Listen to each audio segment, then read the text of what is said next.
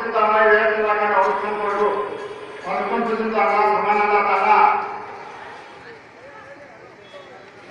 মাধ্যমে কর্তৃপক্ষ যারা আছেন তারা আমাদের আমলনামায় সব ব্যক্তি থাকবেন, ঠিক না? আল্লাহ আমাদেরকে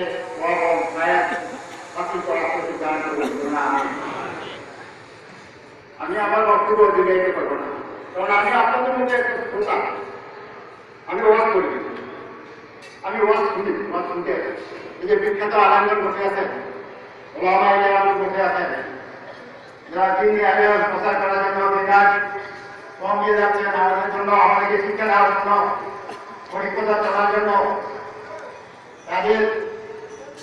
তাদের মূল্যবান বক্তব্য শোনার জন্য আমরা আছি। আল্লাহ আমাদেরকে তাদের বক্তব্য শোনার এবং বুঝার তৌফিক দান করবেন। আমি সংক্ষেপে আমি দু চারটি কথা আপনাদের সামনে উপস্থাপন করব। আপনি শুনতে রাজি আছেন? আমরা মুসলমান হিসাবে খুবই ভাগ্যবান থাকি। আমরা যে ধর্মটা পেয়েছি সেটা ইসলাম ধর্ম, পৃথিবীর শ্রেষ্ঠ ধর্ম, সেরা ধর্ম। এই ধর্ম নিয়ে পৃথিবীতে যত ধর্ম আছে, বিভিন্ন ধর্মগুলো অনেক গবেষণা, অনেক বিশ্লেষণ হয়েছে, প্রমাণিত হয়েছে ইসলাম ধর্মই পৃথিবীর লোকের শ্রেষ্ঠ ধর্ম। একজন মুসলিম বাংলাদেশের বুলেট বুবাইলি নন মুসলিম, তিনি তার জার্মানিকে বলেছেন, তিনি বিখ্যাত একজন গবেষক, তিনি বলেছেন ইসলাম ধর্ম এমন একটা ধর্ম, ইসলাম only Islam that can establish peace and unity all over the world. অর্থাৎ একমাত্র ইসলাম ধর্মেই পৃথিবীতে শান্তি প্রতিষ্ঠিত করতে পারে। তারপর সেই ইসলাম ধর্ম আমরা লাভ করলাম। তারপর আসেন আমরা আমাদের ধর্মগ্রন্থ, পৃথিবীতে অনেক ধর্মগ্রন্থ আছে না?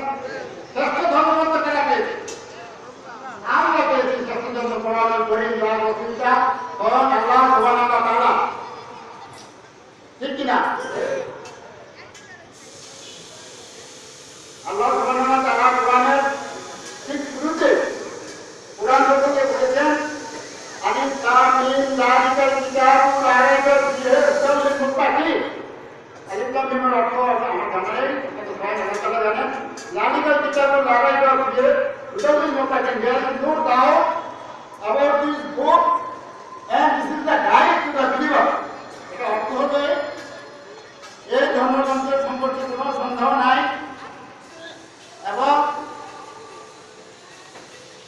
মুত্তাকিনদের জন্য এই ধর্মগ্রন্থ পথ প্রদর্শক, পরিচালক, গাইড টু দ্য বিলিভার। তাহলে আমরা শ্রেষ্ঠ ধর্মগ্রন্থ পেলাম, আমরা কি ভাগ্যবান না? আমরা কি গর্ব করতে পারি না? আরো গর্ব করার কিছু আছে। এই কোরআনুল কারীম কার মাধ্যমে পেয়েছি?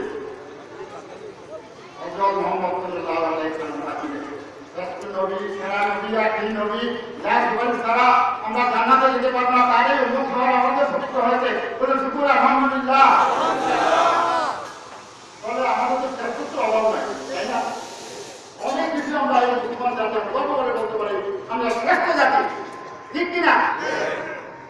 কিন্তু এত শ্রেষ্ঠত্ব থাকা সত্ত্বেও আমাদের আমরা কি পুরোপুরি শান্তিতে আছি?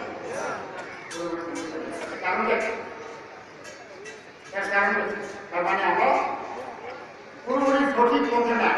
এই মুহূর্ত সিরিয়াতে যুদ্ধ চলতেছে, ইরাকের যুদ্ধ চলতেছে, ইয়েমেনের যুদ্ধ চলতেছে, সন্ত্রাসী কর্মকাণ্ড আফগানিস্তান, পাকিস্তান, ইভেন আমার দেশেও কিছু কিছু সন্ত্রাসী কর্মকাণ্ড হচ্ছে, তাই না?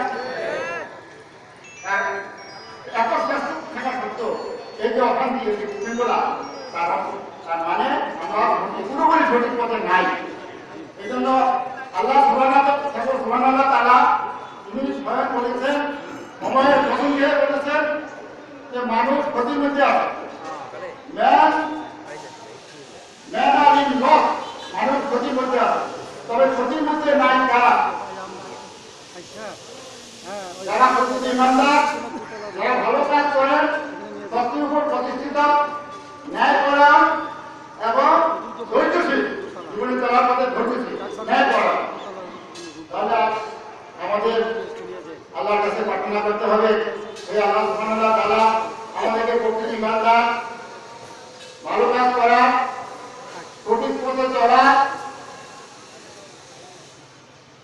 ধৈর্যশীল হওয়ার তৌফিক দান করুন আমি বলছি আমি ওয়াজ শুনতে সর্বশেষে আমি আল্লাহ দরবারে আপনাদেরকে নিয়ে প্রার্থনা করতে চাই আল্লাহ আমাদেরকে সরল সঠিক পথ দেখান